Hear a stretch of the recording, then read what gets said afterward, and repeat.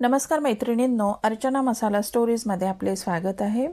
आज आपण बनविणार आहोत पोह्यामध्ये बेसन घालून रेसिपी।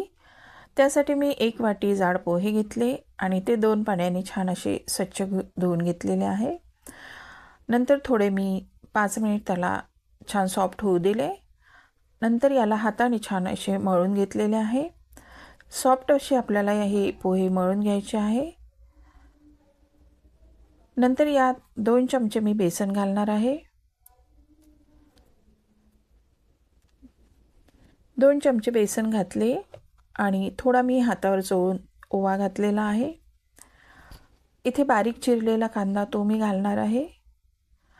छोटा अद्रकचा तुकडा किसून तो मी घातलेला आहे। 2 ते 3 मिरच्या मी मिक्सरला बारीक करून त्या घातल्या। थोडा चाट मसाला घातलेला आहे आणि चवीनुसार मी इथे मीठ घातलेले आहे आणि छान याला मिक्स करून घेऊया। छान आपल्याला हे मॅश करून मिक्स करून घ्यायचे आहे। माझ्याकडे पोहे सुद्धा कमी होते आणि बेसनही कमी होते। पाहुणे आले तर मला प्रश्न पडला की आता नाश्त्याला काय बनवायचे, तर हे दोन्ही मिक्स करून मी रेसिपी बनविली आणि पाहुण्यांना खूपच आवडली। नंतर यात मी कोथिंबीर घातली आणि छान मिसळून घेतलेले आहे। कोथिंबीर घालून आपल्याला याला छान मिक्स करून घ्यायचे आहे। ही रेसिपी एकदा नक्की करून बघा आणि आवडली तर सबस्क्राइब, लाईक, कमेंट नक्की करा। नंतर मी तेल गरम केले आणि मीडियम फ्लेमला या सारणाचे छोटे छोटे पकोडे तयार केले।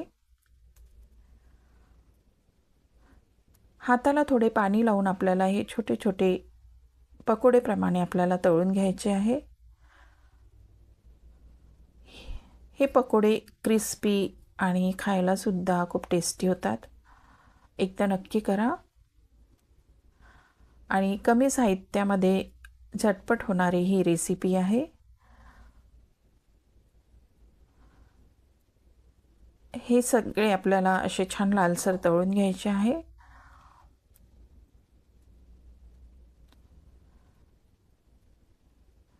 एका बाजूने हे गुलाबीसर झालेले आहे। नंतर आपण फोकच्या साहाय्याने याला पलटून घेऊया। छान क्रिस्पी असे आपल्याला हे तळून घ्यायचे आहे।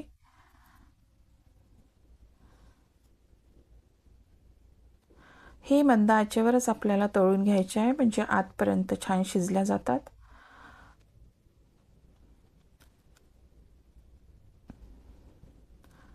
बनवायला झटपट आणि कमी साहित्यात अशी ही रेसिपी